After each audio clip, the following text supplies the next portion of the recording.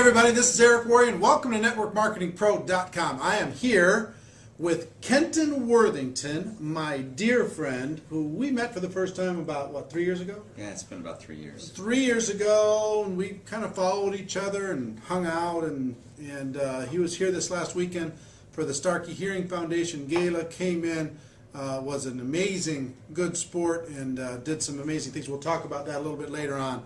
But Kenton is a gentleman that is 34 years old. I hope it's okay I say. Absolutely. Still single. Still single, 34 years old. And you've been involved in our profession of network marketing for how long? I got started in my first opportunity in 1998. 1998. Same year I did. Did you really? Oh my gosh. Wow. So how long has it been since we've been in? Do the math. Well, for quickly, me, 13, 14 years? Yeah. I'm sorry. 88 was mine. Yeah, I was going to say there's no... 88 was mine. I'm just leaving out decades here and there.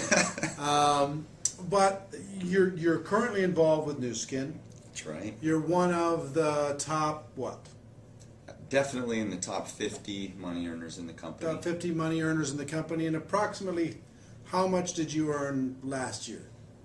Just over $1.5 million. Over $1.5 million. Yeah. Okay, 34 years old, $1.5 million. And as you know, the interviews we like to bring on here are the people who've earned $1 million or better.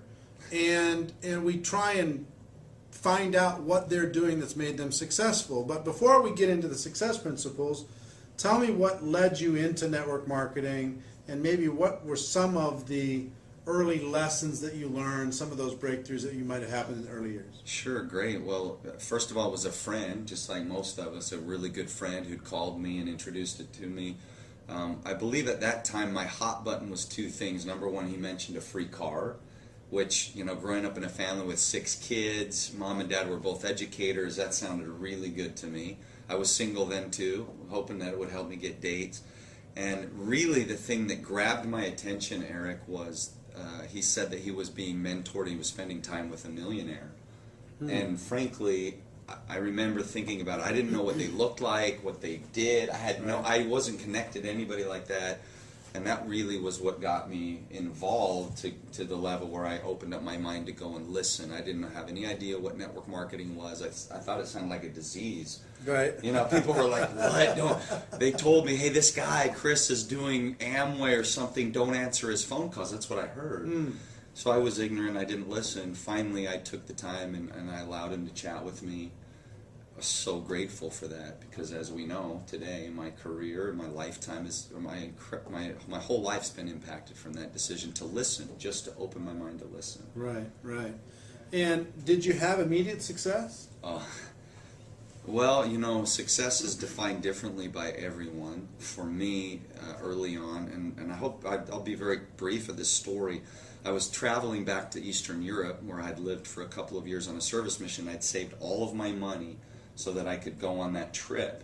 We met literally days before I was leaving, and it was my birthday, I remember. It was close to my birthday, and I told this guy, I said, look, I don't have the money to join. I've saved up all this money. He said, look, all you got to do, if you'll just go out and talk to 8 people that'll join the company, you'll make enough money to pay for your entire trip. So I did.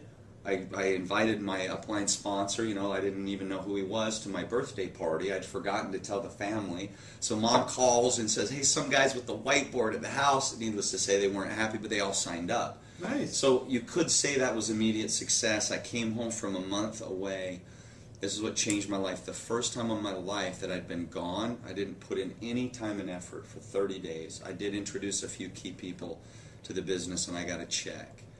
And I've never been the same since. I understood that there was something, I didn't understand that it was leverage, but I understood that that thing would free my life, would make me free. Yeah. That's what changed. Well, let's and sometimes it's just that little victory, that one little achievement, just something. Yeah. You know, somebody signed up, they get a check, something happens, you know, there's a breakthrough. You know, somebody that they thought was going to say no says yes, and all of a sudden they go, the limits come off. Yeah. Let's fast forward. You know, now, and we'll back up and get into some of the principles, but you're making over $1 million a year now. Have this amazing lifestyle, you know, live in your dream house and drive your dream cars, and part owner of a jet that flies around the country and around the world. What makes you so special? A lot of people that are watching this, they work hard. They want this. They really want to make it happen. What are you? And most of them are convinced that you have some secret that they haven't been told. So tell them. Let's release the secret finally. What is the difference between you, $1 million plus, and somebody who's making not that kind of money? What's the difference? The hairdo. Stop. I had to say it. I had to say it. I just absolutely had to say it. So many people said, I thought, man, with my personality, I'm a little bit cutting. I'm always on the edge. I always do something wrong. I was a guy, if the stop sign's there, I drive right through it. So if there was something that's a secret, it's that the information's already there. I mean, that was... But that didn't make you different. Yeah, no, I don't know what that it makes makes you me different. Why are you different than somebody that's making $10,000 a year? I have a different vehicle. Well, it's not the company, because people inside your company are making $10,000 a year. So what's the difference between you at $1 million plus and somebody who's making $10,000? Well, I mean, the way my dad put it to me early on, this is a principle, is that you cannot rob the law. And that means that for every blessing or everything that you want in your life, there is a set of rules or sacrifices or a price that has to be paid for that blessing or benefit. And that means that the reason I'm where I'm at is because I've paid that price. The reason I have the physical ability that I have is because I paid the price along the way. The reason I'm where I'm at in my life financially is because there was a set of rules and laws. I don't know if that's how I think about it, that I was able to be obedient to, learn what they were, and I paid the price along the way so that I could benefit from that. So what are those laws? Oh, there's so many. Law of sacrifice, for one. The law of sacrifice. So in other words, you have to put in the work. Absolutely. You can't, like my dad said, you don't get anywhere without work. But I understood early on, my dad was a workaholic, really workaholic, but on the other side of the equal sign for wealth, there was a bunch of other things in between. Not just work equaled wealth. So work was there, for sure. Yeah. Sacrifice was there. The ability to learn and develop myself as a human being, surrounding myself with good people. Jim Rohn put it this way, you become the average of your 5 closest friends. My dad said this, show me your friends and I'll show you your future. Mm-hmm. All of these things along the way. Looking back over 14 years nearly, it's hard for me to just give you one thing. There isn't one thing. Right. There's so many moments that changed my life, but all of those things that I just mentioned really come into play when I realized the difference of where I am today and the people that I surrounded myself with 15, 20 years ago that I grew up with. Let me tell you some of the things that I've heard from some of the great leaders. Hard work. Absolutely. You put yourself to it. A rock solid belief. And that's a big differentiator between the big earners and the lesser earners. Well, if I could hear certainty. Certainty. Level of certainty. Tony Robbins puts it this way. He said, if your level of certainty is just higher than the people that you're around, you will influence them. And so I teach somebody that they're brand new, they've just heard about our opportunity. Mm-hmm. I let them know they already have this much more certainty about their future than the people that are surrounding them. They don't need to be an expert about our business or everything, because you don't just get that overnight. Right. But their level of certainty is that much more, and they will influence. So that's very interesting. I've had that in my life as well. If your belief is at a certain level, you start to attract. If your belief is below that level, it's work to attract anything. If it's at that level, it's actually natural. Yeah, it just happens. Because people are looking for somebody who believes strongly enough in what they're doing. Well, that's how we know each other. Yeah, exactly. The third one was consistency. Absolutely. Because there's people who work hard for a minute, they work hard for a week, they work hard for 90 days, they even work hard for a year, and they think that that's going to be the ticket to long-term success. How long did you have to work before you really had a significant breakthrough in income? About 5 years. When was it? What did you earn in that 5th year, approximately? Well, my income increased over 1,000% from the 5th to the 6th year. Okay, so what did that go from what to what? Oh, it went from about $6,000 a year to 600. Yeah, unfortunately, that company went out of business. I never got Understand. paid. But if the income would have come to me, that's why I'm hesitant. Well, but if a country, I did $100 million in revenue, and then the checks never came through. But Yeah. it would have been well over $1 million in income. Yeah. It was an unbelievable experience. Yeah, yeah. That was my So you had your first. breakthrough in about the 6th year. Yeah, in about the 6th year. Okay, and certainly. unfortunately something happened with the company. Yeah. You ended up finding a home and everything's fine. Yeah. But what I tell people is it takes about 1 year to become competent and profitable in your business. You'll cover your expenses, you'll cover the cost of product, cost of going to events, you'll learn the business. It'll take you about 3 years to replace whatever income you're earning now. On a part-time basis, very focused. It'll take you 5 years to become, a high income earner, $250 a year plus. These are average numbers. It'll Sure. take about 7 years to become world class. That's kind of and world class means you can make as much as you can imagine and as much as you're willing to work towards, That's right? right. And I haven't seen anybody really able to rob that over the long term. That's about what it is.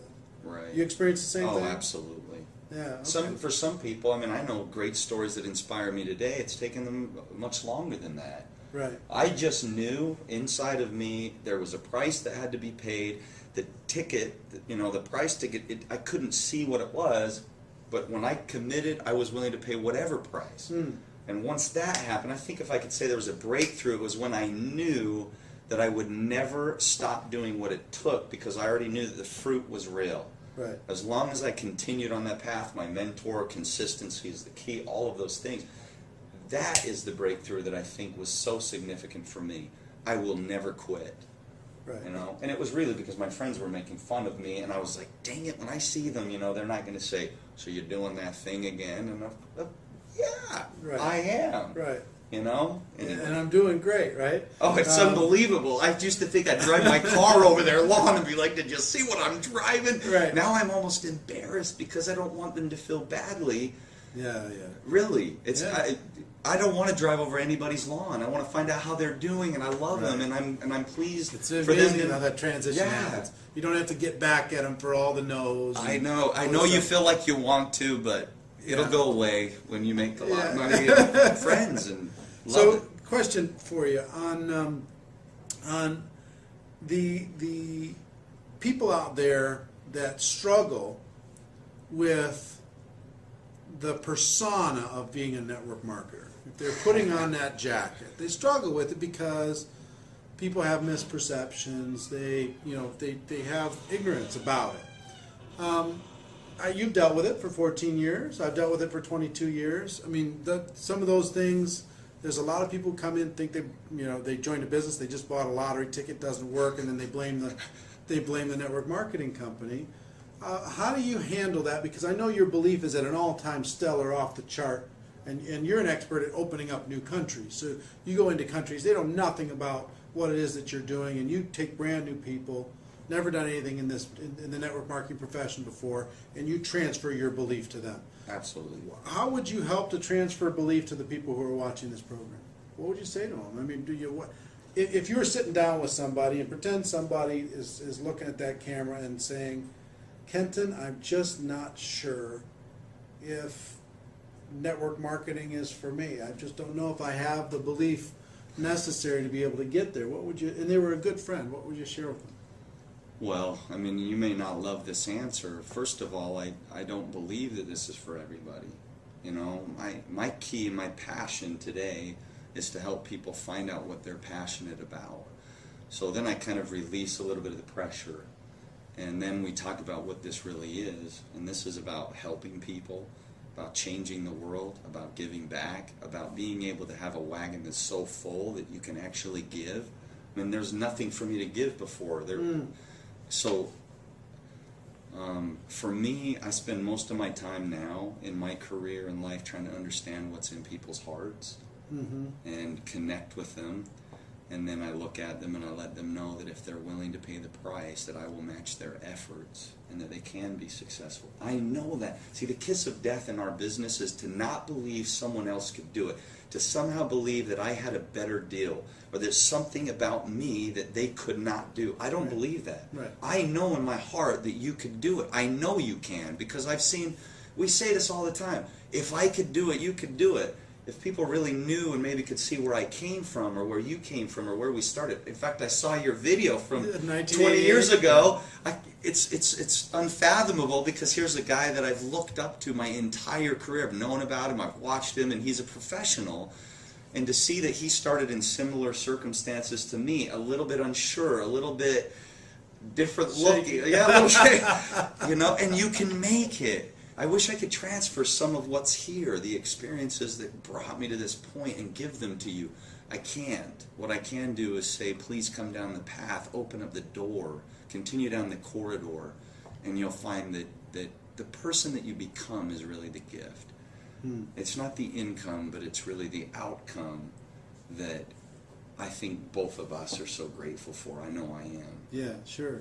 The journey we talked about is everything. I mean, and this is the vehicle, and you have a chance to hang out with good people, and you get a chance to learn and to grow. Yeah. And yesterday we sat out on my back deck with Kenton and Kevin Hall, author of Aspire. I've told you about that book, and he's actually sitting here in the room as we're doing this interview. And a number of really great friends. We had this great conversation for, 8 hours, 10 hours. We're just sitting around talking about life and breakthroughs and, and on a Monday, when everybody else was at work, they were all in their cubicles doing their thing. We have a chance to kind of invest in each other and mastermind together, which is so fun to do. As you're going, I'm a huge fan of defining moments. These moments where you hit a crossroad and bang, you have to go right or left, something happens, something triggers, and everything changes, and it alters the course of your life. And I'm sure you've had dozens of them over the course of your life, and the thing about defining moments is you don't know that they're a defining moment until afterwards. Afterwards you look back and say, well, that changed everything. That little defining moment changed everything. And when I talked to Nathan, and I know you work with Nathan, one of his defining moments, he went to a friend and he squirted the bottle and dripped through the thing, and he got mad and he said, you know what? No, you're wrong. I'm not going to let you rob me of my dream. And that was a defining moment for him. I know as I'm describing this, there's probably one that triggered into your brain. Yeah. What is that defining moment? Share that with everybody, if you will. Well, there's actually multiple that went through my brain. You asked me this yesterday, and thank you again for the gift of being able to spend time with you. That was fun. Unbelievable, you guys. Anyway, we'll talk about that more, I'm sure, another time. Huge blessing in my life to be able to be around people like Eric. Nice. And I hope that you'll come on the journey with us. You never know. We'll meet you someday and be masterminding with you. For me, Eric, I think I know this. There have been multiple, and I could talk about them. But the one that really changed everything for me in my career with this industry was the day that I realized it was not really about me. I'm big on personal responsibility, network. It didn't work for me. Of course, you didn't work for it. All of those things, okay?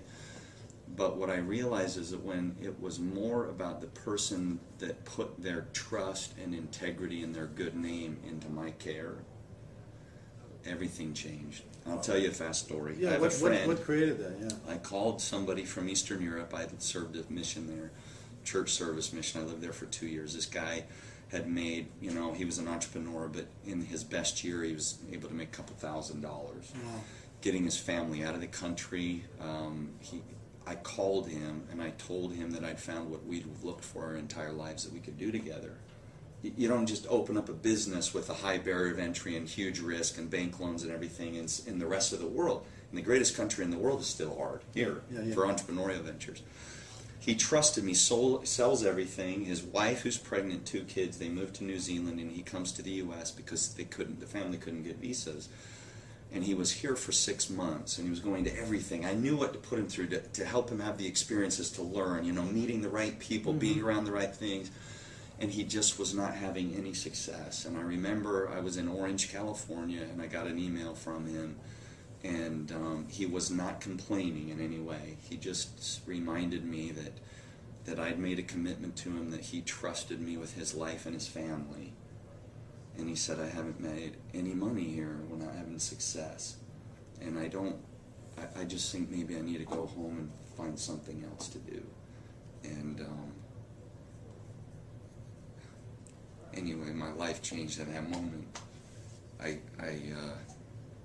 Something changed inside me that'll never be the same again. He's today my highest paid distributor in the world. And we went back to Hungary, and Hungary became the #1 producing market for our company in short order, which is a small country, and in all of big Europe. And his life's never been the same again. That moment changed everything when I really realized that if I forget myself and serve other people, that was the secret for me. Yeah. So there you go. Well, that was a defining moment. Yeah, I guess. What a lesson, because so many people, they treat that new prospect, that new distributor, like a prize. Like they went out hunting and they got one. Boom, I got one. They hold it up as a trophy. They bring it to the meetings and they hold it up and they look what I got. I got this thing. And then they yell at it, and then they tell it to go to work, and they tell it to come on, get off your butt. Why are you doing this? Where's your belief? Oh yeah. But when the transition happened, I've seen it with all the greats. When the transition happens, when you really invest in another human being, you look them in the eye, and you say, you know what, we're going to make this thing go. We're going to make this thing work. That changes everything. It opens up all the doors. It transfers the belief. It lets them know that there's somebody out there in the world that actually gives a damn about them. Somebody has their back, when maybe their family doesn't. Yeah. When somebody out there is their friend to be able to help get through the stuff. What was his breakthrough? His personal? Yeah, he went from not having success to being your #1 guy. What happened? Well, he was always working, was doing the right things. That's sometimes frustrating for us. Yeah. Well, I'm doing everything you told me, right? And it's not No, it wasn't. He wasn't tuned in, right? We know that. To me, it's not just about the actions. It's right. how you do the actions. It's not about we could hire robots to do this stuff, but there needs to come some spirit and passion and heart and soul into what you're doing, and then the results all of a sudden change. So true. And I'm not really big on teaching technique. Yeah. Because I already know that if you invited your best 5 friends to go to the movies with you, they're coming. Right. And if they don't show up, you're not devastated. Right. You don't cry about it. So once it gets tuned in, and I like to use that because the wavelength, once it gets tuned in and people start communicating, everything changes. So the invitation is different. The way you write your goals are different. The way that you present the business is different. The way you follow up. That was for him. I think maybe that moment was defining for both of us. He felt the desperation. I'm sure there's a lot of pain there. He also felt a lot of support from the team that he was with. And we made a decision. It was really that defining moment concerning all acts of...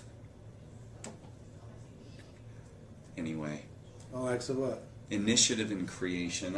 I'm feeling really emotional. I haven't felt good, this emotion it's for good. so long. I've had just an unbelievable weekend with Eric. Yeah. We're impacting the world. It's a spiritual time. I'm telling you. We're actually here at the Starkey offices at the moment. So we're looking through all this stuff, and we just had this amazing experience. But anyway, so what he went through, and when I tell you what this guy stepped up and was able to do because of the gift of network marketing, you're going to be amazed. But so anyway, spirit and initiative. Anyway, so concerning all acts of initiative and creation, there is but one elementary truth, and that is that the very moment that one definitely commits oneself, then and only then, all sorts of things begin to occur, which otherwise would have never occurred, and which no man or woman would have ever dreamt possible. Say that again. Concerning all acts of initiative and creation, there is but one elementary truth, and that is that the very moment that one definitely commits oneself, then and only then all sorts of things begin to occur which otherwise would have never occurred, in which no man or woman would have ever dreamt possible. So let me ask you this. Are you saying it's possible for the people watching right now to have that moment and their business will change just like that? Yes, I am saying that. So if they truly and totally, and rewind this program and listen to what he said again, if they truly decide, then the decision is enough. Yeah, it is. Then everything else will Everything else falls in. It's almost like hitting that domino piece. Because, you know, when you decide, then you're active and you're reading and you're working harder on yourself and you're serving other people. You're going to the meetings, you're using the tools, and you're doing all of these things that we look at as, hey, this is the technique. I mean, we actually work for a living. There's a real workflow. Right. But all of those things just fall into line. That's what happened for Cotaway. Started making different phone calls. We stopped. The company was telling us, no, we're not going to Hungary. And all of a sudden they're saying, wow, we better go to Hungary, because we'd made a decision. They came in after us. Yeah. This is one of the first times that had happened, you know, in a decade in our company. That was an older company. Mm-hmm. And within 12 months, we were the #1 producing market. Just unheard of. It was like a miracle. People were like, what's happened? Man, Hungary's got to be some secret place. No. It was here in my heart, my mind, and my leaders and our team. I didn't do it myself, but it's like Joan of Arc, you know? And she said, I'm not going over the wall. I'm not going to look behind me to see who's following me. I'm going. You don't understand. The minute you do that, somebody said people are just waiting for a leader to stand up. You know, they just are waiting for someone to have the courage to be themselves and to make a decision and take a risk and be who they are and move forward for their dreams. I didn't realize I could be that person that could make that decision. Mm-hmm. I was waiting for someone else. And then now your life becomes about helping other people, if they choose to. Yes. Make the decision for themselves. Right. Because we can't. We want to. How many times have we done it? Help them to guide them to it. Right? Yeah. So many times I've wanted it more for them than I knew they wanted it for themselves. And I learned from Nathan, you have to be careful about whom you spend your time with. Yeah. Those are the hard days when I know they're just not willing to do it for themselves. And we have to be led to the people that are ready, and we'll work with them. That's kind of how I'm at, where I'm at now in my career. Yeah, it's so exciting. Well, we've covered a lot of ground in a short period of time, and you know, if you were to try and identify what was the differentiating thing from Kenton to anybody else, is the passion that he has, and the love and the caring, the connection. He's somebody that you'd want to have as a sponsor. You know what I mean? That kind of person. And everybody's goal should be, would I want to have me as a sponsor? And if I wouldn't, then I've got to, what can I do to make that decision and decide that today is never going to, I'm never going to be the same after today. I'm going to make that in a blink of an eye, and it's done. Now it's just a matter of time until you're going to get there. All right, I want to talk about some of the charity work that we did this weekend. But first I want to say, some people would say that you can't be as fashionable as you are and succeed in network marketing. You can't have that haircut. You have to be buttoned down. You can't have $2,000 sunglasses. You can't have all of this stuff. What do you say to that crowd that says that? And your upline has had to say that to you. I know that they have. Interestingly enough, Eric, it's so funny. I was at an event and I had a leader. I was getting ready to go up on stage, and I've spent the great majority of my life trying to, in Hungarian, megfelel, which means for me to try and be enough for someone else instead of just being enough for myself.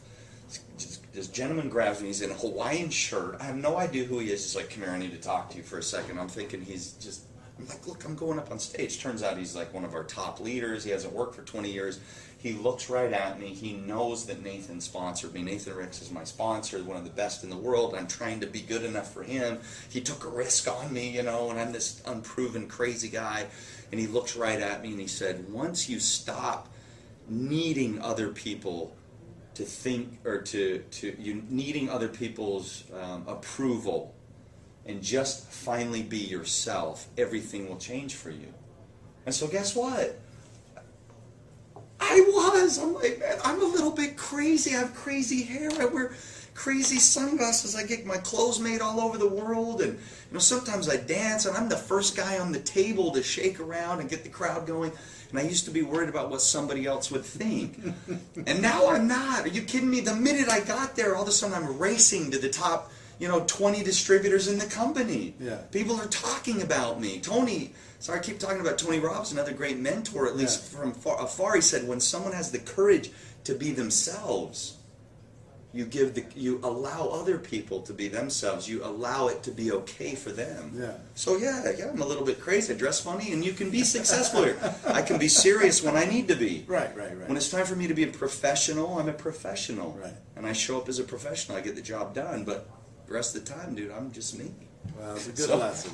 Yeah. Now, we this last weekend we went to the Starkey Hearing Foundation, which I've been telling you all about. And I brought a group of 23 people. Kenton was one of those people in total to this event. And the event had 1,300 people or something like that. Yeah, so we had a few tables out of 100 tables, maybe 200 tables in the room, so maybe 1% of the room. And the event was unbelievable. It was just off the chart. Amazing what this organization is doing for other people. And instead of auctioning off stuff, they auctioned off these mission trips all around the world. And Kenton was nice enough. Marina and I are doing a mission trip in the Ukraine and in Colombia. And Kenton was nice enough to also contribute. I would say Eric was nice enough to allow me to be part of that and to be able to contribute to those countries as well. We committed $50,000 to each of those countries, and Kenton also said, okay, I'll commit to $50,000 to each of those two countries, and we're going to work together on doing a great mission trip in those countries. But then something cool happened. We had this amazing night and all these greats, and then President Clinton came to the event, and he spoke for 20 minutes. One of the most amazing talks. Unbelievable. I've got it on tape, and I'm going to show it to all of you. It's amazing talk. And then afterwards, he finishes. Everybody goes crazy. And then they say, we're going to auction off a day with President Clinton, where you can spend an entire day with President Clinton, go around with him, experience whatever's going on with him, and who would like to bid on that? And guess what? He steps up and says, okay, I'll give $150,000 to the Starkey Hearing Foundation in order to be part of that day. And he wins the bid. So he is going on a day with Mr. President Clinton. Wow, what a day that's going to be. And I can't wait to get a report what's going to come back from that. But tell everybody just real quickly what the value of contribution is, and maybe just a very quick little thing on what Starkey can do. Because I want more people to get involved in this next year on what we're going to do with helping people with hearing around the world. I'd love to. First of all, let me thank you, Eric. And I want everyone to know I've watched Eric from afar, and most of us, and maybe you're like me, I've been skeptical of people at times. And I've been skeptical of foundations because I wanted to give back, but I always wondered where the money went. I've had an opportunity now to spend time with Eric and Marina and his family. They have real heart. This is the real deal. We're here at Starkey Foundation, the Hearing Foundation. If you're not currently involved in something, or even if you are, you have to hear and find out about this. This is one of the most impressive foundations that I've ever been involved with or even had the pleasure of knowing about. And if it wasn't for a decision that Eric made, I would not be here. And my life, again, was at a crossroads. And because of that moment in time, I was sitting there listening, taking in everything that I saw, watching the two probably smallest in terms of net worth tables in the room. I was so humbled and honored to be associated with a group of people that gave so much. I hope I can say it was over $700,000. Yeah, we did $800,000. Our two tables donated $800,000 in total towards the Starkey Hearing Foundation. And with Starkey doing the 5 times match, that means $4 million in total was raised. That means 16,000 children around the world in 6 countries are going to get the gift of hearing just because of this small group, which was like 12% of the total donations out of the room, and we were 1%. of the people in the room, and everybody else who's donating were all the billionaires in the room. So it was my pretty gosh. cool. It was Yeah, fun. corporations, billionaires. This isn't an advertisement to Yeah. edify or to highlight us. And I just want you to know this shows you the power and ability that your single decision can have. Yep. And I do want to again recognize Eric's decision. We want to invite you to come and learn about the Starkey Hearing Foundation. Get involved. I mean, President Clinton talked about in no other time in human history have there been more people involved in giving back. You asked me about contribution, and I'll end with this. I have wonderful parents that taught me that it's not what you have, it's who you are. And a lot of that is measured by the way you love people, how much you can give, how much you can share of what you have, and sometimes what you don't. But we all have, regardless of our financial resources, we all have the love that we can share with people. Like our friend Kevin Hall, I remember your name. That's a great gift for a lot of people. Yeah. Eric, it's been an unbelievable weekend for me. You've Yeah, impacted my good. life, and I'm going to go back and share this with millions, and Yeah, I hope that we're you gonna- will as well. All right, as we wrap it up, everybody here wants to become network marketing professionals. They should. They want to develop themselves to the highest level. Give them some closing comments on if they were coming to you, how do I become a network marketing professional? What should I do? Share with them whatever you would share with them. Well, my best advice is what I'd tell my best friend. First of all, you want to surround yourself with the kind of people that the first and most important thing for them is integrity. I believe that this is an industry of influence, and I believe you only command influence through integrity. And that means that you find a company, a product line, a group of people that live the way that they say they live. They do what they say they will do. They're people like you, and like I hope that I will be remembered as. If there's one thing I want anyone to remember or ever know about me, and that I was a man of integrity. And if you can do that, if you can live that way, then you'll influence people. And that's the kind of group that you want to find. I know there'd probably be a lot of techniques that people might want to hear, but trust me, those are the things, that's the most important thing to me. Trust and integrity. And if you can find that and you can build that within yourself, then you'll be successful at anything you do. And I hope you will come along this journey. There's not a better lifestyle on the planet that I know of, but Yeah, it's the best. Anyway. All right. Well, Kenton, thank you. I appreciate you so much, my friend. I hope you've enjoyed this interview. If you have, make sure you comment below. Let them know what you've received from this. But here from Minneapolis, Minnesota, ladies and gentlemen, my wish for you is that you decide to become a network marketing professional. You decide to go pro, because it is a stone cold fact that we have a better way. Now let's go tell the world. Everybody have a great day, and we'll see you next time. Bye-bye.